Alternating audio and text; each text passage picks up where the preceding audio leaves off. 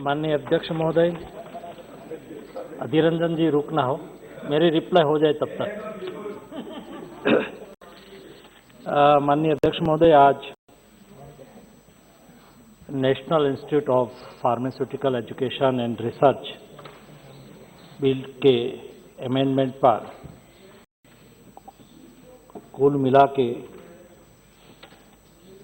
24 माननीय सदस्यों ने अपनी बात रखी है।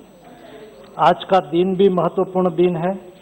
आज डॉक्टर बाबा साहेब आम्बेडकर जी का महानिर्वाण दिन है और जिसको सिंबल ऑफ नॉलेज के नाम से दुनिया जानती थी। कई पदवियां थी, कई डिग्री डॉक्टर बाबा साहब के पास थी और ये डिग्री का विषय ही आज चर्चा का विषय है। नाइपर एक पोस्ट ग्रेजुएट पीएचडी डिग्री देती है और अधिक डिग्री देने के लिए कई अमेंडमेंट लेके मैं आज सम्मानीय सदन में आया हूँ।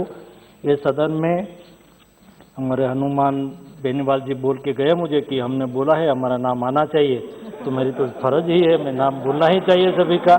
हमारे अब्दुल खालिद जी, राजदीप राय जी, डॉक्टर विराज स्वामी कलानिधि जी, हमारे स्वागत रोय दादा, डॉक्टर संजीव कुमार जी, श्रीरंग अप्पा बारने जी, डॉक्टर आलोक कुमार सुमन जी, चंद्रानी मुर्मू जी, कुंवर दानिश गूगल बाबा, इनको गूगल बाबा भी कहते हैं, मोहम्मद जावेद जी, अनुराग शर्मा जी, एस वेंकटेश जी, इटी मोहम्मद बशीर जी, एम सेल्वाराज जी, प्रेमचंद्रन जी, हनुमान हमारे बेनीवाल जी, डीन कुरियाकोस, सुनीता दुबे जी, प्रतिमा मंडल जी, डॉक्टर श्रीकांत शिंदे जी, पी रविंद्रनाथ जी, नवनीत रवि राणा जी, अधीर रंजन चौधरी जी, कुल मिला के 24 सम्मानीय सांसदों ने ये बिल में अपना महत्वपूर्ण सुझाव भी रखे। सभी ने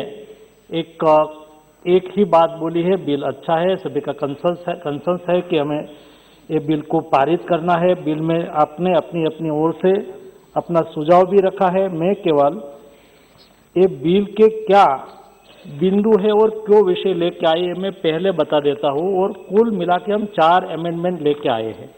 ये अमेंडमेंट है, केवल 4 अमेंडमेंट के माध्यम से हम क्या करना चाहते हैं बिल में। एक मोहाली हमारी नेशनल इम्पोर्टेंस इंस्टीट्यूट थी और उसके बाद 6 नई इंस्टीट्यूट बनी। तो एक नेशनल इम्पोर्टेंस थी तो 6 में कोई क्लैरिफिकेशन नहीं था, तो हमने तय किया कि सभी 6 और +1 7 हमारे इंस्टीट्यूट है वो, और आगे इंस्टीट्यूट हमें खोलनी है। कई लोगों ने सुझाव दिया कि हमारे यहाँ भी खोलनी चाहिए। तो आने वाले दिनों में जितने भी इंस्टीट्यूट बने ये सब नेशनल इम्पोर्टेंस नाइपर इंस्टीट्यूट बने, ये एक उसमें महत्वपूर्ण हमारा संशोधन है, अमेंडमेंट है। दूसरा अमेंडमेंट ये है कि आज हम केवल मास्टर डिग्री ही देते हैं और पीएचडी की डिग्री देते हैं, लेकिन समय बदला है निरंजन जी, इसलिए सब अंडर ग्रेजुएट एजुकेशन भी मिले, एकेडेमिया से लिंकेज हो, उस सेल्फ सस्टेन बने। आज देश में 10,000 से ज़्यादा फार्मास्यूटिकल इंडस्ट्रीज है। जो बड़ी इंडस्ट्रीज है उसके पास रिसर्च यूनिट होता है, रिसर्च की व्यवस्था होती है, परंतु जो छोटी इंडस्ट्रीज है उसके पास रिसर्च का एस्टेब्लिशमेंट नहीं होता है। तो रिसर्च में नाइपर का सहयोग ले, नाइपर उसको सहयोग दे तो उसका खर्च भी कम होगा और नाइपर को इनकम भी होगी और यहाँ पढ़ने वाले स्टूडेंट को ट्रेनिंग भी मिलेगी। एक उद्देश्य है कि अगर और भी उसमें कोर्सेज चालू हो। और तीसरा, उसमें एक का सभी नाइपर तो बनती जा रही है और सभी नाइपर अपनी अपनी ओर से काम करे तो उसको कॉम्प्रिहेंसिव काम करने की आवश्यकता होती है और हमें टारगेट तय करना होता है। मैं आगे बताऊंगा, जैसे कि हमारे देश में क्रिटिकल कोई मेडिसिन नहीं बनती है तो हर इंस्टीट्यूट को कुछ न कुछ हमें मैंडेट देना चाहिए। और ये कौन तय करेगा? सरकार को किसकी रिक्वायरमेंट है, वर्तमान स्थिति सरकार के हमारी डिमांड क्या है, कि हमारे देश में रिसर्च कैसा चल रहा है, उसको कॉम्प्रिहेंसिव रिसर्च हम कर सके, एजुकेशन दे सके और उसका उपयोग देश को हो। इसलिए हमने एक नेशनल काउंसिल बनाने की बात कही है। और नेशनल काउंसिल बनने से स्वागत राय दादा, उसमें हम जो बोर्ड ऑफ गवर्नेंस का कोई अधिकार नहीं ले रहे हैं। जो बोर्ड ऑफ गवर्नेंस के पास अधिकार है वो अधिकार वहां ही रहेगा।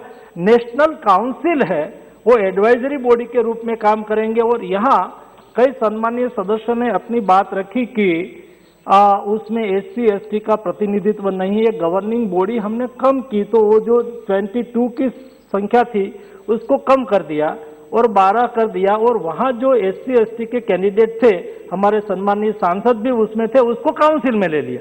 तो उसका प्रतिनिधित्व हमने खत्म नहीं किया है, उसका प्रतिनिधित्व ऑलरेडी काउंसिल के तौर पर हमने रखा ही है। तो ये भी एक उसमें महत्वपूर्ण हमारा विषय है।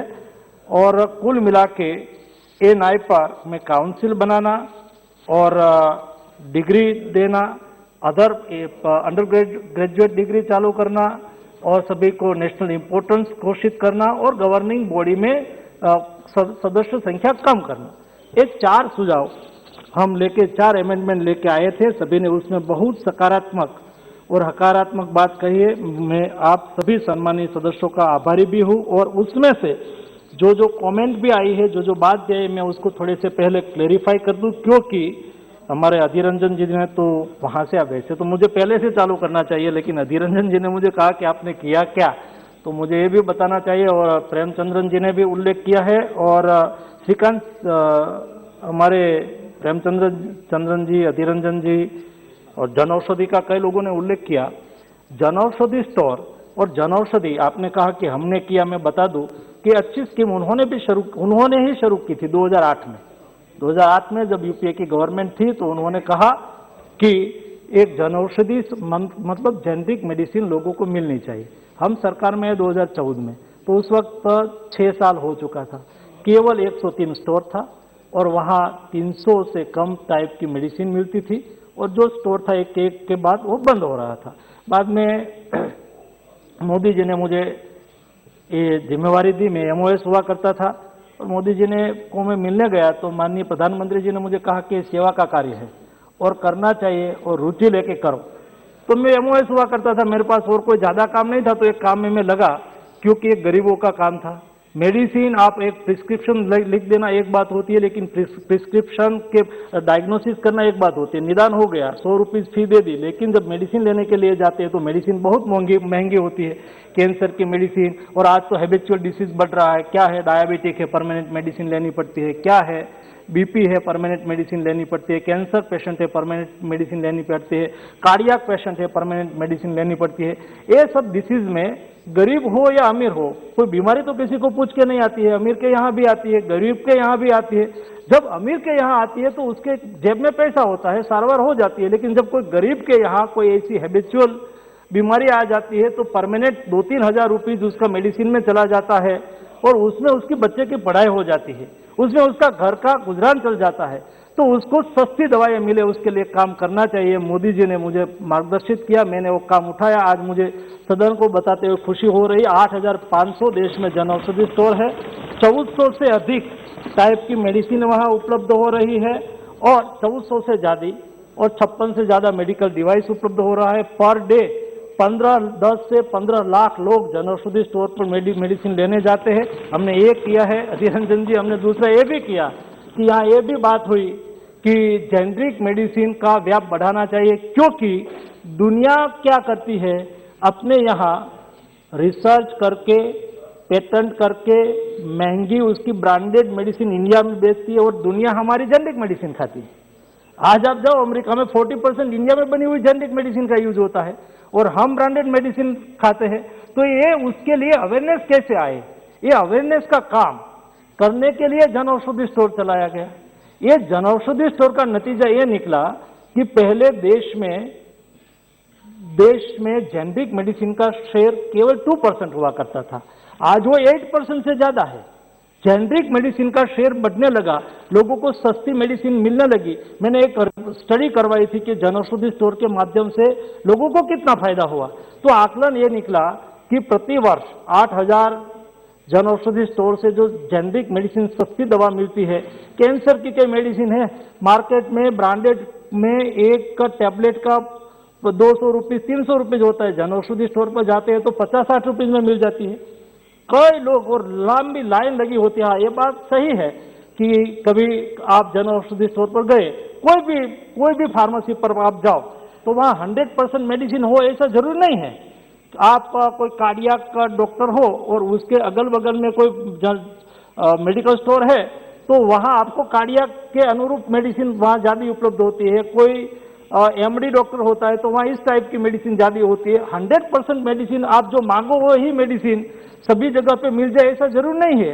तो ये जनऔषधि स्टोर पर भी मैं ऐसा नहीं दावा करता हूँ कि जो भी मांगे वो मेडिसिन, लेकिन हमने प्रयास किया है कि देश के लोगों को सस्ती से सस्ती दवाएं मिले और लोगों का जीवन सुनिश्चित हो, उसकी बीमारी में उसको उपयोगी हो, ये तो हमने अवश्य किया है। दूसरा, आपने हमारे श्रीकांत शिंदे जी ने भी अच्छी बात कही, आपने भी ये रेज किया कि एपीआई हम दुनिया पर डिपेंडेंट नहीं होना चाहिए।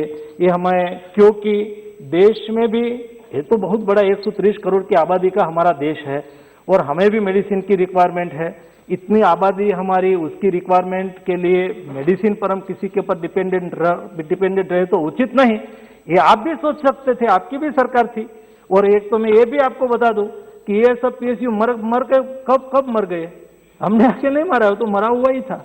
हमने तो कोशिश की है कि उसको स्ट्रेटेजिक सेल करे और जो बचे उसको बचाए। हमारे सुप्रिया बहन ने कहा तो कि आप जो पिंपरी में पेनिसिलिन का प्लांट है, मैं प्राइमरी स्कूल में पढ़ता था तब हमारा सिलेबस का पार्ट था कि देश में सबसे बड़ा पेनिसिलिन का प्लांट कहाँ है, कारखाना कहाँ है। तो हम लिखते थे कि पिंपरी में पेनिसिलिन का सबसे बड़ा भारत में एपीआई पेनिसिलिन का प्लांट है। ये हमारी एक समय के लिए प्राइड थी, लेकिन ये क्यों मर गई?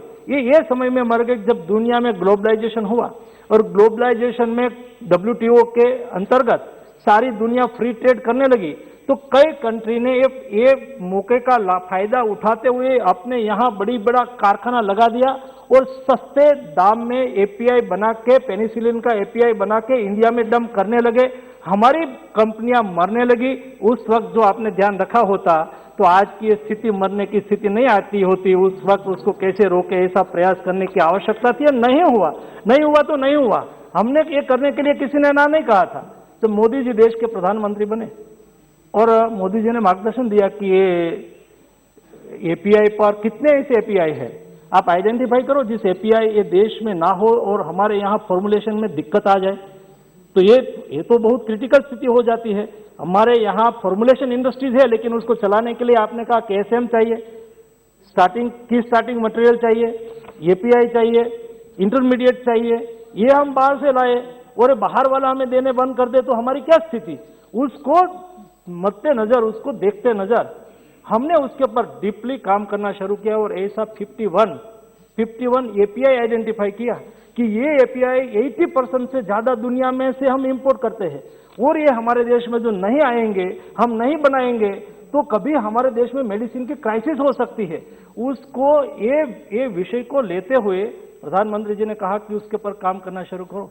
माननीय अध्यक्ष जी, मुझे ये सदन को बताते हुए खुशी हो रही है कि ये 51 एपीआई इंडिया में बने, इसके लिए PLI 1 स्कीम निकाली 14,000 करोड़ रुपया के सहयोग से। ये स्कीम से क्या किया कि भाई हमारे यहाँ ये एपीआई इंडिया में बनानी है और दुनिया में हमें उसके बीच में क्या वायबिलिटी गैप फंडिंग है। हम भाषण देंगे तो नहीं, इंडस्ट्रियलिस्ट नहीं बनाएंगे, हम कितनी भी बात करें, लेकिन वो वायबल होना चाहिए। मतलब हम उससे कब प्रोक्योर करेंगे? दुनिया से के मार्केट के बराबर मार्केट हम उसको मिले। कई ऐसे एपीआई है जो दुनिया से हमें हमारे यहाँ मैन्युफैक्चर करे तो जो खर्च आता है उससे 20% कम रेट में दुनिया से मिलते थे। तो ऐसे एपीआई पर हमने 20% PLI स्कीम के माध्यम से वो 100 रुपीज का बनाते तो 20 रुपीज हमने देने के लिए PLI स्कीम में प्रावधान किया। कई ऐसे एपीआई थे उसमें 10% की कमी थी, तो उस वायबिलिटी गैप फंडिंग के लिए 10% की आवश्यकता थी, उसमें हमने 10% दिया। इतना ही नहीं, ये उसको बनाने के लिए हमें फार्मा पार्क बनाने की आवश्यकता होगी, क्योंकि ये उसमें हैजार्डस इन्फ्लुएंट होता है। जब एपीआई बनाने की बात होती है तो उसमें एक क्लस्टर डेवलपमेंट और पार्क के माध्यम से डेवलपमेंट करना होता है। तो हमने देश में ऐसे 4 फार्मा पार्क 1,000 करोड़ रुपीस के खर्च से फार्मा पार्क बनाने के लिए तय किया, जिसका उपयोग करके हम देश में बल्क एपीआई मैन्युफैक्चरिंग कर सके। हमने ये किया है अधीर रंजन जी, हमने ये किया है। हम रुके नहीं हैं, हम एक किया है देश को भविष्य में ऐसा कोई संकट का सामना ना करना पड़े और देश की जरूरियात देश में ही पूरी हो जाए। हमने ये भी किया एपीआई पीएलआई 1 स्कीम निकाली 14,000 करोड़ की। बाद में हम वहां तक नहीं रुके, हमने कहा कि देश में एपीआई का प्रोडक्शन हो, इतना ही नहीं, हमें फार्मेसी ऑफ द वर्ल्ड बनना है। हमें केवल उत्पादन ही करना, ऐसा हमारी जरूरियात ही पूरा करना ऐसा नहीं, हमें जरूरियात पूरी करके एक्सेस होना और दुनिया के मार्केट में इंडिया के फार्मासिस्ट फार्मा इंडस्ट्रीज अपना माल बेचे और हम देश और दुनिया को ऑब्लाइज कर सके। इसलिए हमने पीएलआई 2 15,000 करोड़ रुपीस की पीएलआई स्कीम निकाली। उसमें एक चीजों को मैं प्रत्यक्ष देखा है और उसके पीछे रातों तक हमने उजागरा किया है। तब जाके ये करके देश भविष्य में सशक्त कैसे बने, देश मजबूत कैसे बने। और माननीय अध्यक्ष महोदय, जब देश में पेंडेमिक स्टार्ट हुआ और फर्स्ट लॉकडाउन चल रहा था, उस वक्त जैसा आपने मेंशन किया, हमने देश में उस वक्त देखा डेवलप्ड कंट्री की क्या हालत हुई थी। 15-15 दिन एजिथ्रोमाइसिन नहीं थी डेवलप्ड कंट्री में, जिसका हेल्थ इंफ्रास्ट्रक्चर हम स्ट्रांग मानते हैं। व्यवस्था कैश हो गई थी। ऐसी स्थिति में हिंदुस्तान ने 150 कंट्री में अपनी मेडिसिन उपलब्ध कराई थी। मैं व्यवस्था यहां देख रहा था, पर डे 5 प्लेन आते थे केवल मेडिसिन लेने के लिए। ये हमारे लिए गौरव का विषय है। ये देश की उपलब्धि है, ये देश के हमारे लोगों की उपलब्धि है। इस दृष्टि से हम उसको देखते हैं। हमने कभी ये विषय पर राजनीति करने की कोशिश नहीं की। हमने व्यवस्था कैसे स्ट्रांग और जब सेकंड वेव इंडिया में आया और हमें क्या दिक्कत हुई, तब अमेरिका के प्रेसिडेंट को एक कहना पड़ा कि भारत ने फर्स्ट वेव में हमें जो मदद किया था, अमेरिका कभी नहीं भूल पाएंगे। और जब हमने जो जो चीजें मांगी, उस वक्त भी हमें कई चीजों की रिक्वायरमेंट की आवश्यकता थी, हमने वो रिक्वायरमेंट पूरी की। हमने ये भी किया देश में, मैं काल विस्तार से विस्तृत रूप में मैंने रखा था। देश में आपने उस वक्त काल भी कहा था कि वैक्सीन मैन्युफैक्चरिंग देश में होता है। मैं मानता हूं वैक्सीन मैन्युफैक्चरिंग देश में होता है और दुनिया का 60% शेयर वैक्सीन में इंडिया का है। हम मैन्युफैक्चर करते हैं और दुनिया को हम यहां से बेचते हैं। लेकिन रिसर्च में हम पीछे थे, हम रिसर्च नहीं कर पाते थे। कोई रिसर्च करते थे और हम उसको यहां बाद में वो पेटेंट फ्री हो जाते थे, या तो हमें लाइसेंस देते थे, तब हम मैन्युफैक्चरिंग करते थे। हमने ये विषय से बाहर निकलने के लिए जब फर्स्ट वेव चल रहा था, तब चिंतन किया, तब उसके ऊपर माइंड अप्लाई किया, क्यों यहां नहीं रिसर्च हो रहा है। फार्मा कंपनियों, रिसर्च करने वाली कंपनियों, बड़ी कंपनियों के साथ घंटों तक बैठे, क्या करने की आवश्यकता है, हम क्या करें तो हम आपको मदद कर सकते हैं। हमने देश में कोरोना का वैक्सीन देश में निर्माण करना है। सभी कंपनी काम पर लगी, भारत सरकार की कंपनियां काम पे लगी, प्राइवेट कंपनियां काम पे लगी। क्या आवश्यकता है, उन्होंने उस वक्त पहला विषय रखा था कि साहब हम इसलिए रिसर्च यहां, हमने कहा कि तुरंत ही करना है, नहीं होगा। हमारी सिस्टम ही ऐसी है, हमारा रूल्स रेगुलेशन ही ऐसा है, हमारा कानून ही ऐसा है, हमारी प्रोसीजर ही ऐसी है। ये करते करते हमें 3 साल लग जाता है। हमने ये सारी व्यवस्था को सरल कर दिया और 9 महीने में ये इंडिया के साइंटिस्ट ने रिसर्च करके हमें वैक्सीन दे दिया। उसका नतीजा ये निकला है, आज देश में Covaxin, Indian research, Indian manufacturing, ZyCoV DNA vaccine, दुनिया 20 साल से उसके पीछे मेहनत कर रही है, डीएनए वैक्सीन बनाने में सक्सेस नहीं रही है। हमारे साइंटिस्टों ने, भारत सरकार के प्रोत्साहन से हमारे साइंटिस्टों ने डीएनए वैक्सीन भी बना दिया और उसका मैन्युफैक्चरिंग भी चालू कर दिया। अगले दिनों में और 2 वैक्सीन इंडिया में उसका 3rd ट्रायल का डेटा सबमिट हो चुका है। हम अपेक्षा करते हैं कि वो डेटा और उसकी ट्रायल सक्सेस रहे तो और 2 कंपनी इंडिया की ही, इंडियन रिसर्च, इंडियन मैन्युफैक्चरिंग आएंगे। वो आज के लिए कभी मेडिसिन को, दवाई को भारत ने कभी कारोबार और बिजनेस की दृष्टि से नहीं देखा है। वसुधैव कुटुंबकम की हमारी संस्कृति और हमारी परंपरा है। हमने उसको कभी बिजनेस बाद में देखा, सेवा पहले देखी है। दुनिया को मदद करना ये भारत की रीति नीति कार्य पद्धति रही है। हमने हमारी जरूरियत पूरी की, इतने से ही हमने ऐसा नहीं सोचा कि हम एक 2 कंपनी बना ले और हमारी रिक्वायरमेंट पूरी हो जाए, वैक्सीन ज्यादा बनाने की आवश्यकता नहीं है। हमने सोचा है वसुधैव कुटुंबकम, हमें हमारा भी ख्याल रखना है, हमें दुनिया को भी मदद करना है। हम तो लाभ शुभ की संस्कृति वाले लोग हैं। हम लाभ की भी बात करते हैं, हम अपनी तो बात करते हैं, लेकिन हम शुभ, दूसरे लोगों की भी, दूसरे के कल्याण की भी भावना को भी समझते हैं और उसको भी मदद करते हैं। और इसलिए आज दुनिया हमारे साथ, हमारे पास वैक्सीन के लिए दुनिया की कंट्री वैक्सीन मांग रहे थे। लैटिन अमेरिका और कैरेबियन कंट्री समूह के राजदूतों 29 29 राजदूत ने इकट्ठा होकर मुझे बुलाया और उन्होंने कहा कि हमें वैक्सीन चाहिए। मैंने कहा हमारे पास वैक्सीन एक्सेस है, हमारा एक्सेस वैक्सीन हम आपको अवश्य देंगे। मोदी जी ने कहा है कि हमें दुनिया को मदद करनी है और आज दुनिया में भारत का वैक्सीन एक्सपोर्ट होने लगा है। हमने उसमें कोई जगह पे आपने देखा होगा, जब पहली बार मैंने ये स्थिति जब राज्यसभा में कोविड पर डिस्कशन चल रहा था तब झेली है। उस वक्त ये बोलते थे कि वैक्सीन आपने एक्सपोर्ट कर दिया, 6 करोड़ डोज वैक्सीन एक्सपोर्ट कर दिया। हम नहीं एक्सपोर्ट करना चाहते थे, उसकी लाइफ लाइन शेल्फ लाइफ होती है, वो 6 महीने में एक्सपायर कर जाता है, 9 महीने में एक्सपायर कर जाता है। यहाँ तो ये बूम चल रही थी, ये मोदी वैक्सीन है मत लो, ये बीजेपी का वैक्सीन है, ये मोदी वैक्सीन क्यों नहीं ले रहा है, ये वैक्सीन सही नहीं है। और वैक्सीनेशन के संदर्भ में इतना ह्यूमर फैलाया जा रहा था, ये स्थिति हो गई थी। देश में कंपनियों के पास वैक्सीन पड़ा था, हम यूज नहीं करते थे, तो क्या करना बताओ माननीय अध्यक्ष महोदय। ये स्थिति में हम वैक्सीन, तो हमें आपने वैक्सीन एक्सपोर्ट क्यों कर दिया, ये हमें झेलना पड़ा। तो ये स्थिति में और दादा बंगाल में माननीय अध्यक्ष महोदय दादा के राज्य में भी वैक्सीन पड़ा हुआ है,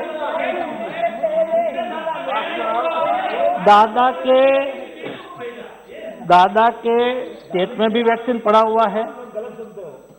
सभी स्टेट में आज 20 करोड़ से अधिक डोज देश में उपलब्ध है।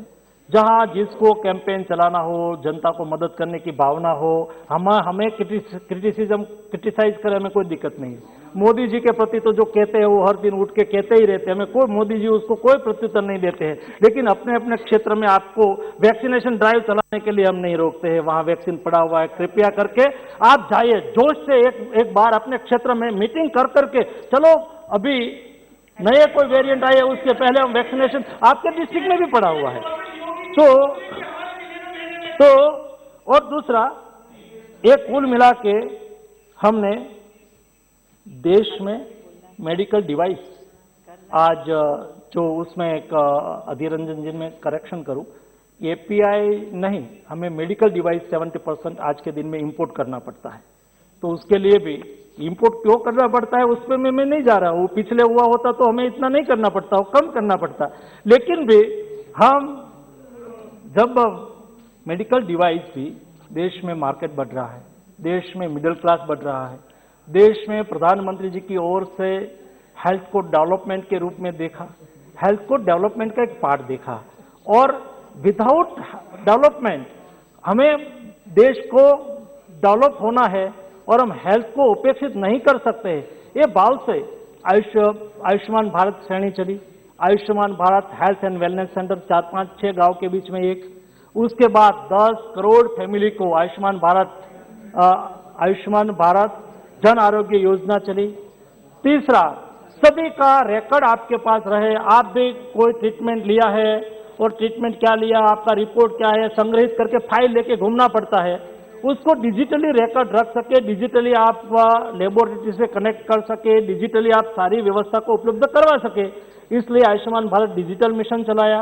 और fourth, Ayushman Bharat health infrastructure के माध्यम से 64,000 करोड़ रुपीस खर्च करके एक डिस्ट्रिक्ट में 100 करोड़ रुपया खर्च करके वहां के हेल्थ इंफ्रास्ट्रक्चर को मजबूत करने का काम किया है। अध्यक्ष जी, बात मेरे पूरी करनी है, अभी तो मैं प्रारंभिक स्टेप में पहुंचा हूं। मैं शॉर्ट में करता हूं, लंबा नहीं खींचना है। आपको अच्छी इंफॉर्मेशन मिलेगी जो आपको उपयोगी भी होगी। तो कुल मिला के ये हेल्थ को डेवलपमेंट के साथ जोड़ के मोदी जी ने जो काम करना शुरू किया उसका अच्छा नतीजा ही निकल रहा है कि एक गरीब व्यक्ति भी, ये तो भाई सच है तो स्वीकारना ही पड़ेगा। आज एक बार थी कि गरीब लोगों को कहाँ ट्रीटमेंट लेने के लिए जाना है, तो गरीब लोगों को ट्रीटमेंट लेने के लिए जाना है सरकारी अस्पताल में। और हाँ ठीक, वैक्सीन लिए कि नहीं पहले ये बता, ठीक वैक्सीन लिए कि नहीं? साहब एक समय था कि कोई गरीब लोगों को कोई गरीब लोगों को ट्रीटमेंट लेनी है तो कहाँ जाना, तो कि सरकारी अस्पताल में। कोई सुखी समृद्ध लोगों को ट्रीटमेंट क्या लेना, तो कि प्राइवेट हॉस्पिटल में। प्राइवेट हॉस्पिटल में सुविधा होती है गरीब लोगों के लिए सरकारी हॉस्पिटल में जाना। सरकारी हॉस्पिटल को भी सक्षम करना है, वहां भी बेस्ट लेवल की ट्रीटमेंट मिले। और कोई पेशेंट को प्राइवेट हॉस्पिटल में जाना है तो गरीब लोगों को भी आयुष्मान भारत योजना के तहत आज 20,000 डिस्पेंसरी को आइडेंटिफाई किया है। वहां एक बेड अमीर लोगों का होता है और बगल का बेड एक यहाँ जो पिछड़े वंचित लोगों की, गरीब पिछड़े वंचित लोगों की, दानिश भाई ने बात की ना, ये हमने किया है भाई। उसके लिए क्या करना चाहिए, उसको हमने दर्जा एक अमीर के बराबर दिया है और उसके लिए सुविधा दी है। इस तरह से प्रयास है कि देश को उत्तम से उत्तम स्वास्थ्य सुविधा प्राप्त हो। और जब देश दुनिया के साथ, दुनिया में, और सब एक जज्बा होता है। मुझे मिलने के लिए मैं शिपिंग मिनिस्ट्री देखता था तो एक एम्बेसडर राजदूत मुझे मिलने आता था, तो उन्होंने एक बार बात में मुझे कहा कि मुझे आपको मिलना अच्छा लगता है। तो मैंने कहा क्यों मुझे मिलना अच्छा लगता है, मेरे मन में इंतजारी हुई कि वो अपने काम से आते थे। तो उन्होंने कहा कि आप एम्बेसडर में चलते हैं ना, तो मैंने सोचा कि उसमें क्या हो गया, मुझे अलॉट की थी एम्बेसडर, तो मैं एम्बेसडर से चलता था। एम्बेसडर, मैंने कहा कि मैं एम्बेसडर लेके मुझे प्रोवाइड की है शिपिंग मिनिस्ट्री ने, तो लेके चलता हूँ। लेकिन बाद में उन्होंने कहा कि ये टेक्नोलॉजी हमारी है, उसको गौरव होता है। जब हमारी इंडस्ट्रीज दुनिया में मेडिसिन सप्लाई करती है, हम कोई देश में दुनिया में जाए और वहाँ मेड इन इंडिया लिखा हो, हमें गौरव महसूस हो कि ना हो। माननीय अध्यक्ष महोदय, देश को गौरव कैसे प्राप्त हो, देश सिर ऊंचा। आपको भी दुनिया में जाने का अवसर मिला होगा, हम भी दुनिया में जाते हैं कोई न कोई कंट्री में, कितना बदल हुआ आपने प्रत्यक्ष महसूस किया होगा। आज इंडिया के कोई नागरिक दुनिया में सिर खड़ा करके रखने का गौरव, ये तो मोदी जी ने ही दिया है, वो तो मानना पड़ेगा, वो तो मानना पड़ेगा। माननीय अध्यक्ष महोदय, कहने के लिए तो बहुत कुछ है, लेकिन ये बिल कुल मिला के एक 4 अमेंडमेंट थे जो मैंने आपके सामने रखा। और जब यहाँ स्टैंडिंग कमेटी की सिफारिश मिली थी, ये सिफारिश भी हमने मान ली है कई, और जो सिफारिश नहीं मानी है या तो हमने ये ऐसी ही है, ये मैंने प्रत्यक्ष देख लिया है उसको, और नियम में रूल्स रेगुलेशन रूल्स जब बने तब उसको हम ऐड कर सके, क्योंकि ये कोई ऐसा विषय नहीं था कि हम नहीं माने बीसी मैं बता दूं सर, बता दो। यस मैं बता दूं, एक बार मेरा पूरा हो जाने के साथ में रिप्लाई आपको रिस्पॉन्ड भी करूंगा मैं दादा रिस्पॉन्ड करूंगा। बंगाल केमिकल्स में आपने जो एक वहाँ नाइपर की भी बात की, और मैं चाहता हूँ कि बंगाल केमिकल्स के पास लैंड है, वहाँ नाइपर को मैं लैंड देने के लिए जा रहा हूँ। मैं उसमें आपका सहयोग भी मांगूंगा, थोड़ा सहयोग की आवश्यकता है, आप मुझे थोड़ा कर दीजिए तो ये वहाँ उसको कैंपस मिल जाए, ये भी बहुत जरूरी है। क्योंकि और उसका स्ट्रेटेजिक सेल है, उसको 100% सेल नहीं करना है, उसकी लायबिलिटी है, वो खत्म करनी है। आपके ही एम्प्लॉइज है, कई यूनियन, वही यूनियन मेरे पास आते हैं, उसको पैसा देना है, तो उसको स्ट्रेटेजिक सेल करके बंगाल केमिकल्स का स्ट्रेटेजिक सेल करना है, हिंदुस्तान एंटीबायोटिक्स का भी स्ट्रेटेजिक सेल करना है केवल। लेकिन भी आज तक कोई एम्प्लॉइज को हमने एडिशनल पैसा दे के किसी को सैलरी के बिना नहीं रखा है। हम जानते हैं, समझते हैं, उसकी फैमिली उसके ऊपर डिपेंडेंट होती है, और फिर से उसको स्ट्रेटेजिक सेल करके अच्छी तरह से कैसे चले, इस दिशा में हमें मिलकर साथ में प्रयास करना है। इन चीजों से बिल का क्या संबंध है? जो ये पूछ रहे हैं, इससे बिल का क्या संबंध है, मुझे बताओ। कोई संबंध नहीं है अध्यक्ष जी। मैंने जो बिल देखा, इससे इनका कोई संबंध नहीं। ये तो अध्यक्ष जी,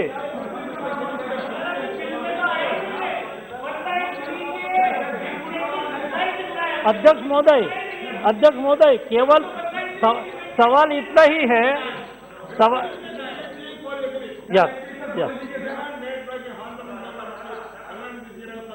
यस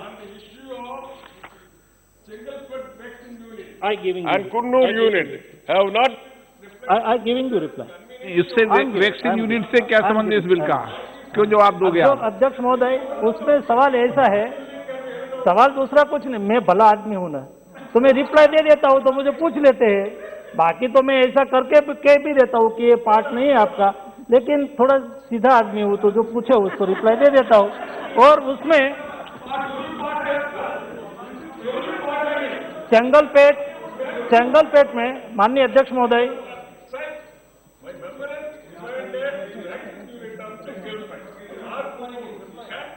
नहीं, I giving you reply.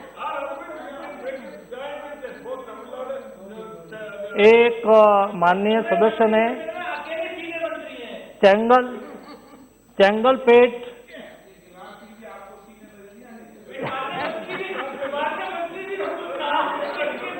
Chengalpet में एक 600 रुपया से ज़्यादा खर्च करके एक वैक्सीनेशन यूनिट बना रहे थे। कई कारण थे उसमें, और इंफ्रास्ट्रक्चर रेडी हो गया है।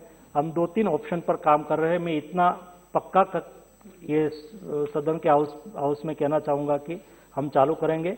हमें आवश्यकता होगी तो स्टेट गवर्नमेंट का सहयोग लेंगे। ये नेशन इंटरेस्ट का काम है, ये कोई मेरा के स्टेट गवर्नमेंट का विषय नहीं है। और उसको कैसे करें हम एनालिसिस कर रहे हैं, करना है करेंगे, वहाँ उसको बंद नहीं। कूनूर का मुझे पता नहीं है, मुझे चेंगलपट्टू का पता है, मैं चेंगलपट्टू का करूंगा। और अध्यक्ष महोदय, ऐसे वैक्सीन प्रोडक्शन इंडिया में हो, ये दुनिया भी चाहती है और हमें करी, क्योंकि $18 का, $17 का, $20 का वैक्सीन और इंडिया का $3-4 का वैक्सीन है, तो दुनिया को सस्ता मिलता है और ये हम कर सकते हैं। तो माननीय अध्यक्ष महोदय, मैंने ये केवल चार अमेंडमेंट लेके मैं आया हूँ। सभी लोगों ने उस पर मुझे सहयोग किया है, इसलिए मैं सभी माननीय सदस्यों का आभार व्यक्त करता हूँ और आप सब उसको यूनानिमसली पास करें, ऐसी मेरी रिक्वेस्ट है।